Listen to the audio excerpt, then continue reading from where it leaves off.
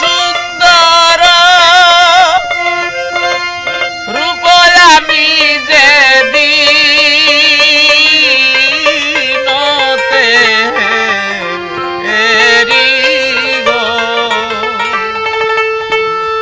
পাগল মনে নালো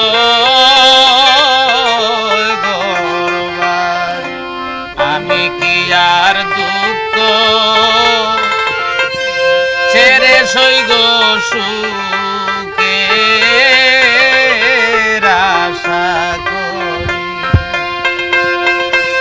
মন প্রাণ দিয়াছি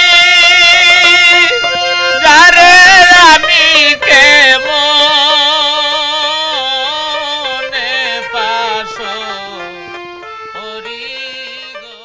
শ্যামল ও সুন্দর এই রূপটি হেরে যিনি গৃহত্যাগী বাউল হয়েছিলেন তিনি কালনী নদী আর বিস্তৃত হাওরে বেড়ে ওঠা ভাটির চারণ কবি শাহ আব্দুল করিম।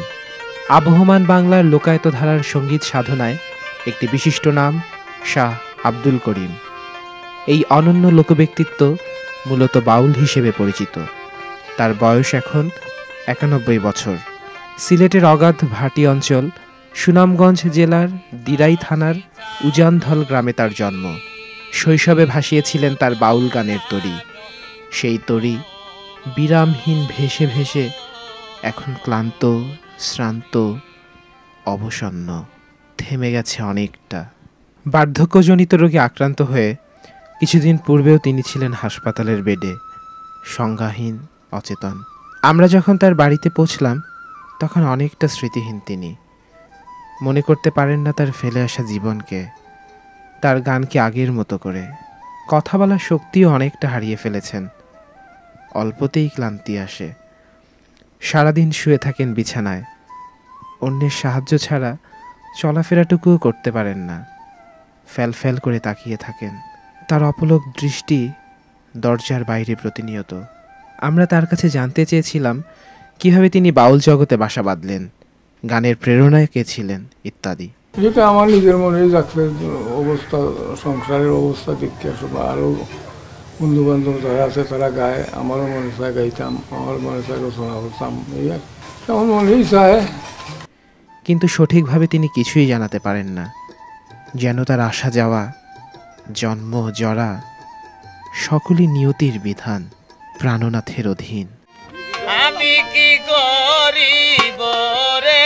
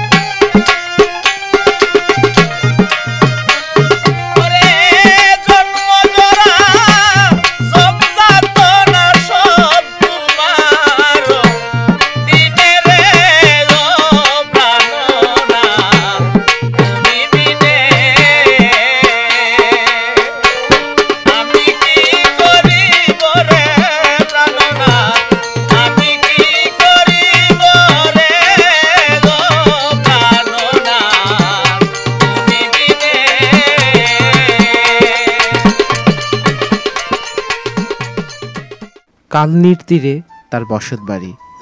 প্রবেশপথের দুধারে দাঁড়িয়ে আছে সারি সারি বৃক্ষরাজি। তারপর চোখে পড়ে নির্মাণাধীন একটি ঘর। এটি শাহ আব্দুল করিম সঙ্গীত বিদ্যালয়। আর্থিক দৈন্যতার জন্য নির্মাণ কাজ থেমে গেছে। একজন প্রবাসী ও কিছু করিম ভক্তের অর্থে এ পর্যন্তই এসেছে। এরপর রয়েছে আব্দুল করিমের স্ত্রী সরলার কবর, মাঝে উঠোন, তারপর 3 কামরা ছোট্ট বসতঘর। অসুস্থ শরীর নিয়ে করিম শুয়ে থাকেন বিছানায়, তাকিয়ে থাকেন প্রিয়তমা স্ত্রীর কবরের দিকে। একমাত্র সন্তান শাহ নূর জালাল, তিনি নিজেও গান বাঁধেন। শাহ আব্দুল করিমের জন্ম এক দরিদ্র কৃষক পরিবারে। তার বাবার নাম ইব্রাহিম আলী, মা নাইরজান বিবি। মায়ের বর্ণনা অনুযায়ী জন্ম 1322 বঙ্গাব্দের ফাল্গুন মাসের প্রথম মঙ্গলবার, অর্থাৎ 1916 খ্রিস্টাব্দের ফেব্রুয়ারিতে। একে তো ভাটি অঞ্চল, তার উপর দারিদ্র্য আর বিরুদ্ধ সমাজ ব্যবস্থার নিগ্রহে গ্রামের নৈশ বিদ্যালয়ে মাত্র 8 দিনের বেশি প্রাতিষ্ঠানিক শিক্ষা গ্রহণের সুযোগ হয়নি তার। শৈশবে তাকে নামতে হয় জীবন যুদ্ধে। গ্রামের মোড়লের বাড়িতে গরু রাখাল হিসেবে বালক করিম কাজ নেন।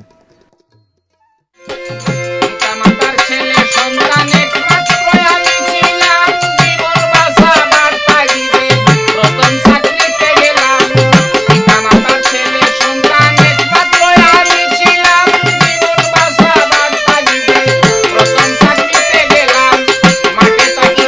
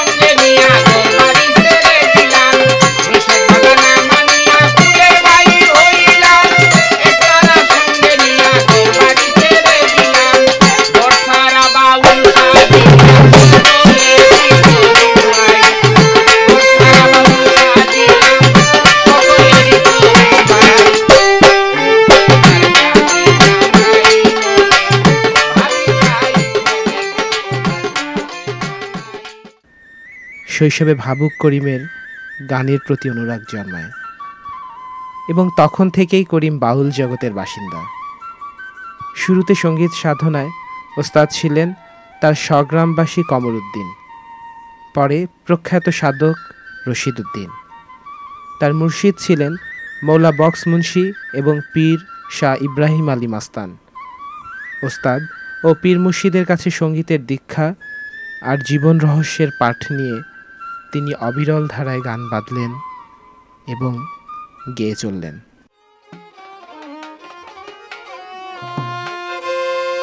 যে করে আত্মসমর্পণ, যে করে আত্মসমর্পণ, তার প্রেমে আর ভুল বাজে না।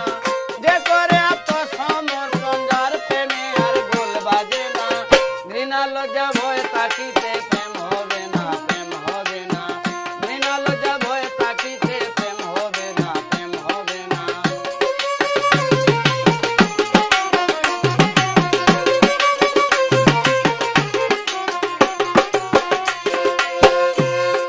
প্রেমের বাতাস লাগে যার গায়ে, দেখিলে তারে চিনা যায়। প্রেমের বাতাস লাগে যার গায়ে, দেখিলে তারে চিনা যায়। প্রমাণ দে ভাব ভঙ্গিমায়, প্রমাণ দে তার ভাব ভঙ্গিমায়, প্রমাণ দে ভাব ভঙ্গিমায়। আত্মসুখের দ্বার দ্বারে না, ঘৃণা লজ্জা ভয় তাকিতে প্রেম হবে না, প্রেম হবে না। ঘৃণা লজ্জা ভয় তাকিতে প্রেম হবে না, প্রেম হবে না।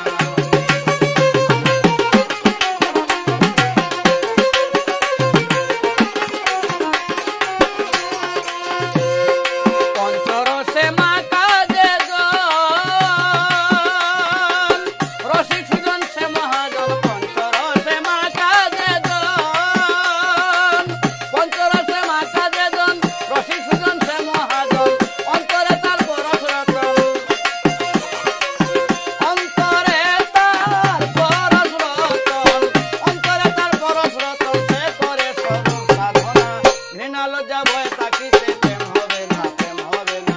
ঘৃণা লজ্জা ভয় তাকিতে প্রেম হবে না, প্রেম হবে না।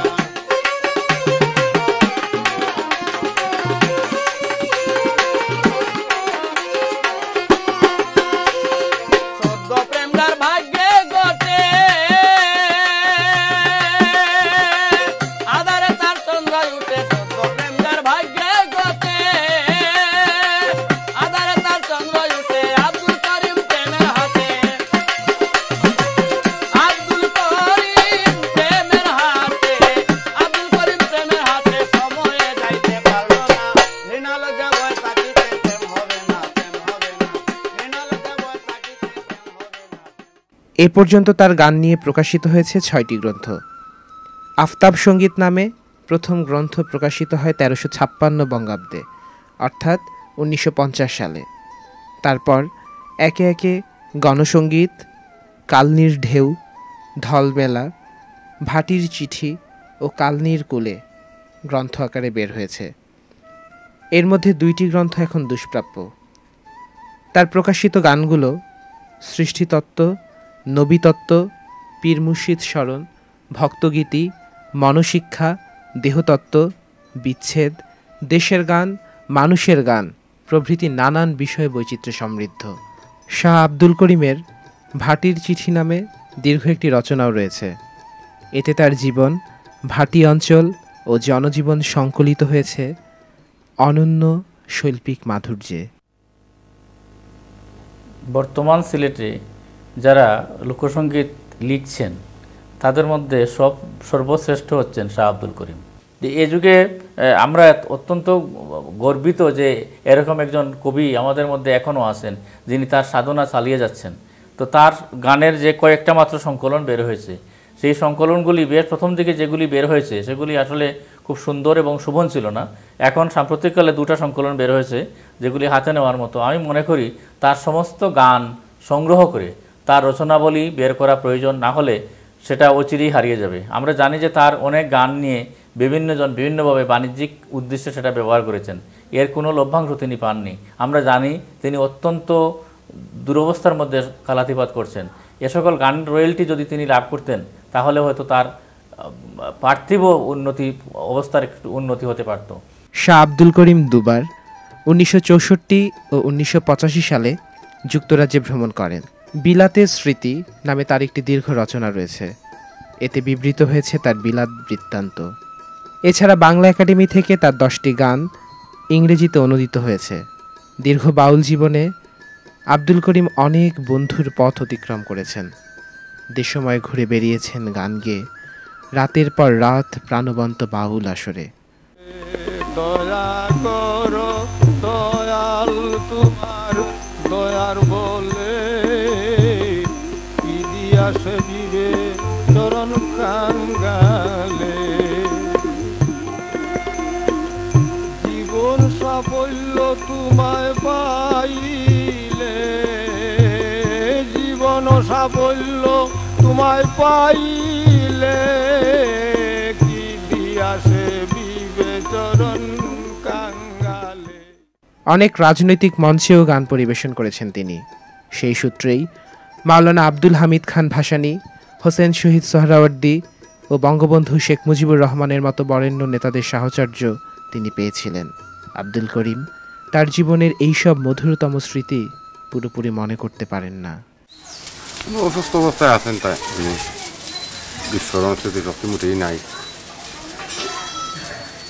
খাওয়ার রুচি নাই, নিয়মিত ঘুম হয় না, কোনো সময় প্রলাপ মতো হয়। জিজ্ঞাসা করি তোমার কাছে বলো গো গোসাই, এ জীবনের যত দুঃখ কে দিয়াছে বলো তাই। জিজ্ঞাসা করি তোমার কাছে বলো গো গোসাই।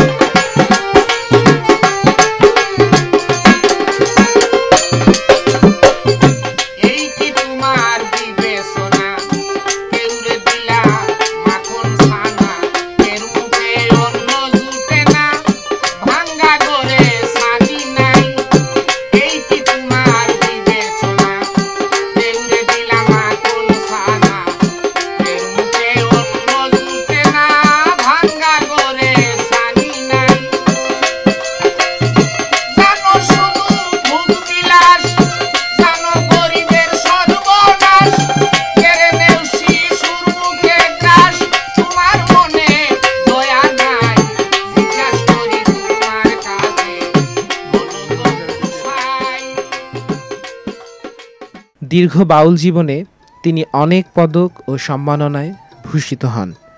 এর মধ্যে রয়েছে 2001 সালে রাষ্ট্রীয় পুরস্কার 21 পদক, 2002 সালের 19 ফেব্রুয়ারি ঢাকার ওসমানী স্মৃতি মিলনায়তনে তৎকালীন প্রধানমন্ত্রীর হাত থেকে 21 পদক গ্রহণ করেন। এছাড়াও তিনি মেরিল প্রথম আলো আজীবন সম্মাননা পদকে ভূষিত হন। তার ঘর জুড়ে ছড়িয়ে রয়েছে অনেক পদক ও সম্মাননাপত্র। আর্থিক দৈন্যতার জন্যে অযত্নে ও অবহেলায় এলোমেলো পড়ে থাকা পদক ও স্বীকৃতিগুলো সযত্নে রাখার মতো কোনো ব্যবস্থাও নেই। গান ছাড়া বিষয় কাজে তার কখনোই মন বসেনি। বিত্তবৈভব ও ঐশ্বর্যের বর্ণিল হাতছানিতে তিনি ছিলেন নির্লিপ্ত। শত বাধাও তার লক্ষ্য থেকে বিচ্যুত করতে পারেনি। গানের জন্যে অনেক নিগ্রহ সহ্য করতে হয়েছে। যৌবনে তাকে তাড়িয়ে দেয়া হয়েছিল গ্রাম থেকে। অনেক দিন নির্বাসিত ছিলেন বসতভিটা থেকে। ঈদের দিন নামাজ পড়তে গিয়ে মুখোমুখি হন নির্বোধ সমাজপতিদের।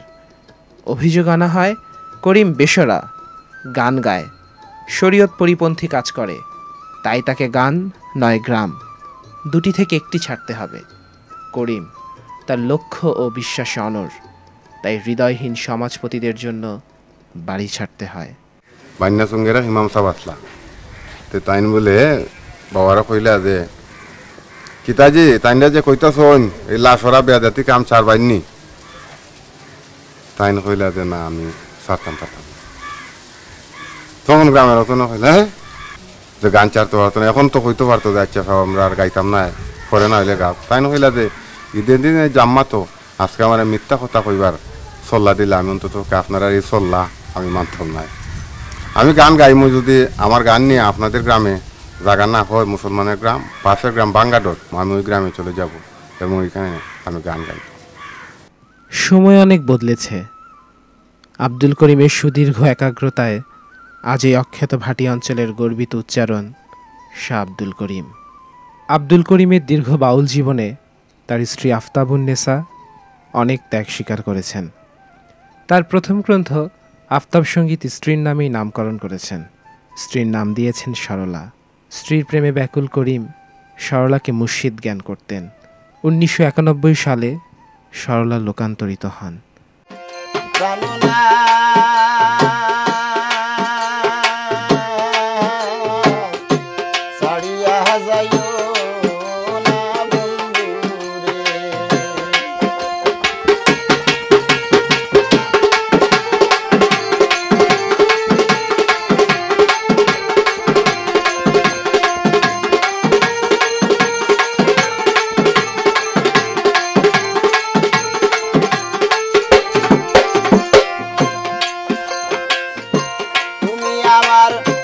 কাছে থাকো এই আমার বাসনা,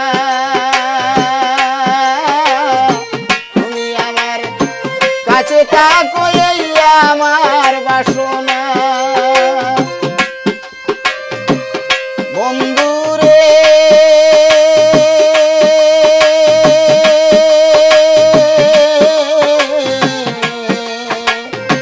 মন যারে চায় তারে ছাড়া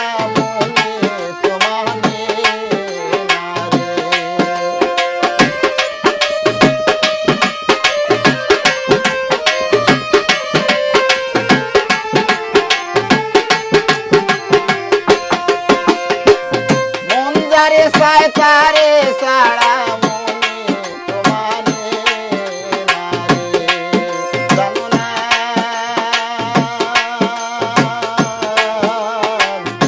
সাড়িয়া যাইও না বন্ধুরে। বাউল করিমের গান বিষয় বৈচিত্র্য, তত্ত্ব বা ভাব সম্পদে কিংবা শিল্প সৌন্দর্যে কতটুকু পরিস্ফুট, তার গানে ঈশ্বর, সময়, সমাজ ও জনজীবনের কথা কতটুকু উঠে এসেছে তা নিয়ে তার জীবন ভাবনার অনুরাগীদের কিংবা গবেষকদের মূল্যায়নই বাকি। ভাটি বাংলার চারণ কবি বাউল শাহ আব্দুল করিমের গানে যে বিষয় বৈচিত্র্য, ভাব সম্পদ এবং শিল্পগুণ তা আমাদের বিস্ময়ে উদ্রেক করে। বিশেষত তিনি যেসব গান রচনা করেছেন, প্রত্যেকটা গানের পেছনে ভাটি বাংলার লোক সাংস্কৃতিক ঐতিহ্য নিবিড়ভাবে ফুটে উঠেছে। আমাদের সাধারণ মানুষের সুখ দুঃখ, হাসি কান্না, শোষণ নিপীড়ন, বিশেষত শ্রেণী বৈষম্য কাতর সমাজের মানুষ যেভাবে নিপীড়িত নির্যাতিত হয়, তাদের মুক্তি আকাঙ্ক্ষায় আমাদের এই চারণ কবি শাহ আব্দুল করিম তার স্বতঃস্ফূর্ত মনের আবেগ অনুভূতি ব্যক্ত করেছেন তার বিভিন্ন পংক্তিমালায়। আমরা অবলোকন করি যখন তিনি উদাত্ত কণ্ঠে আহ্বান জানান, শোষক তুমি হও হুঁশিয়ার। এই কথার মধ্য দিয়ে একটি সত্যই প্রমাণিত হয় যে শোষকের প্রতি কবির যে তীব্র ঘৃণা এবং আক্রোশ এবং সাধারণ মানুষের প্রতি তার যে অপরিসীম দরদ এবং ভালোবাসা, এই গানগুলোর মধ্যে তিনি ফুটিয়ে তুলেছেন। ভাটি অঞ্চলের জীবন দারিদ্র বঞ্চনায় জর্জরিত, যোগাযোগ শিক্ষা দীক্ষায় অবহেলিত। সেসব জীবনের সুখ দুঃখ, নৈরাশ্য বেদনা, প্রেম, আবেগ, অনুভূতির অন্তরঙ্গ প্রকাশ যেমন আছে, তেমনি আব্দুল করিমের গানে রয়েছে শ্রেণীবিভক্ত সমাজের শোষণ, বঞ্চনা, সামাজিক বৈষম্য ও অবিচারের কাহন।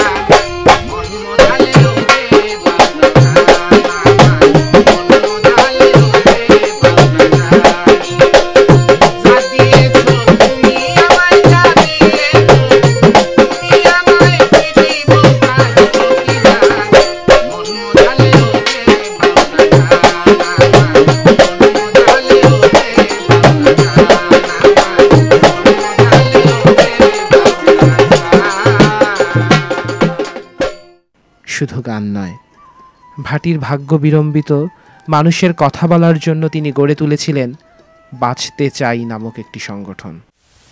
শাহ আব্দুল করিমের গানে আমরা বাটি অঞ্চলের দুর্দশাগ্রস্ত মানুষের যে চিত্র খুঁজে পাই, সেটা শুধু তার গানের মধ্যে সীমাবদ্ধ নয়। শাহ আব্দুল করিম বাটি অঞ্চলের সেই দুর্দশাগ্রস্ত মানুষের দুর্দশা মোচনের জন্য বাঁচতে চাই নামক একটি আন্দোলনও গড়ে তুলেছিলেন।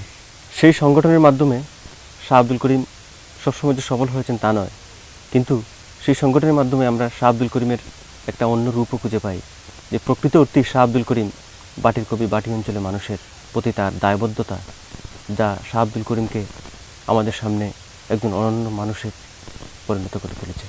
ধল মেলা, আবহমান বাংলার লোকায়ত এই মেলা ভাটি অঞ্চলের এক অনন্য লোক উৎসব। প্রতি বছর ফাল্গুন মাসের প্রথম মঙ্গল ও বুধবার উজানধলের কালনী নদীর তীরে করিমের বাড়ির ঠিক ওপারে বসে এই মেলা। ধল মেলা ও করিম যেন একই সুতোয় গাঁথা। একসময় মেলায় আব্দুল করিমের উপস্থিতি নিয়ে আসতো নতুন মাত্রা। রাতভর অজস্র গান শুনিয়ে স্নাত করতেন আগতদের। গ্রামের নৌজুয়ান হিন্দু মুসলমান মিলিয়া বাউলা গান আর গাটু গান গাইতাম। আগে কি সুন্দর দিন কাটাইতাম, আগে কি সুন্দর দিন কাটাইতাম, আগে কি সুন্দর দিন কাটাইতাম। পরে বর্ষা যখন হইতো গাজির গাই নাইতো, রঙ্গে ডঙ্গে গাইতো আনন্দ পাইতাম। বর্ষা যখন হইতো গাজির গাই নাইতো, রঙ্গে ডঙ্গে গাইতো আনন্দ পাইতাম। বাউলা গান ঘাটু গান, বাউলা গান ঘাটু গান আনন্দের তুফান গাইয়া সারি গান নাও দৌড়াইতাম। আগে কি সুন্দর দিন কাটাইতাম, আগে কি সুন্দর দিন কাটাইতাম।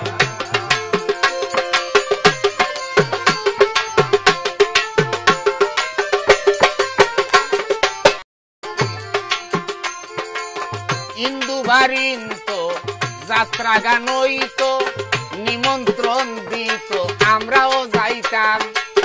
হিন্দু বারিন্ত যাত্রা গান হইতো, নিমন্ত্রণ দিত আমরাও যাইতাম। কে হবে মেম্বার, কে হবে মেম্বার, কে হবে গ্রাম সরকার, আমরা কি এই সবের খবর লইতাম। আগে কি সুন্দর দিন কাটাইতাম, আগে কি সুন্দর দিন। ধলের মেলা নিয়ে তিনি গানও বাঁধেন এবং ধল মেলা নামে তার একটি গানের সংকলনও বের হয়। শাহ আব্দুল করিমের কথা ও সুর করা গান নিয়ে রাতারাতি জনপ্রিয় হয়েছেন অনেক শিল্পী। লাভের টাকা গুনছে প্রযোজনা প্রতিষ্ঠানগুলো। করিমের অসংখ্য গান গাওয়া হচ্ছে বিকৃতভাবে।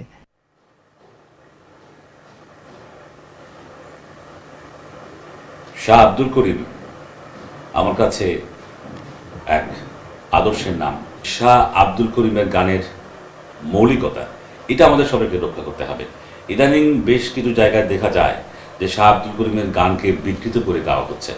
এটা আমি মনে করি এটা অত্যন্ত অন্যায়, এবং আমরা যারা আছি তার এই গানের সুরকে, গানের কাজগুলোকে আমাদের ধরে রাখতে হবে। যারা এই গানের সুরকে বিকৃত করতে না পারে সেদিকে খেয়াল রাখতে হবে, এবং এটা করতে পারলে মনে হয় শাহ আব্দুল করিমের গানের মৌলিক দিকগুলা, শাহ আব্দুল করিমের গানের কাজগুলা আমাদের সমাজে এবং আমাদের মনে সবসময় চিরজাগ্রত থাকবে। স্বার্থান্ধ গোষ্ঠীর তৎপরতায় ক্ষোভ প্রকাশ করেন আব্দুল করিম ও তার ছেলে নূর জালাল। কিছুদিনের মধ্যে বিভিন্ন কোম্পানি থেকে বাবার গান নিয়ে যারা ব্যবসা করতেছে, আমি এই কোম্পানিগুলোর বিরুদ্ধে কেস করবো, আইনের আশ্রয় নেব। যতটুকু করতে হয় আমি আমার অধিকার আদায়ের জন্য আমি এটা চালিয়ে যাব। জীবন পথের বাঁকে বাঁকে করিমের গানের আবহ খুঁজে পাই আমরা প্রতিনিয়ত। সময়ের নিষ্ঠুর পথ চলায় একদিন স্তব্ধ হবে আমাদের প্রাণের স্পন্দন। রহস্যে ঘেরা মানব জীবনের পানে তাকিয়ে তাই বোধহয় বাউল শাহ আব্দুল করিম গেয়ে ওঠেন।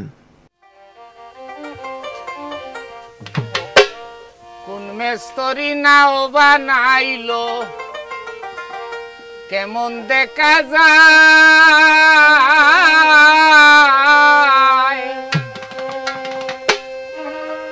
ঝিলমিল ঝিলমিল করে রে ময়ূর পঙ্খী নাই। কোন মেস্তরি নাও বানাই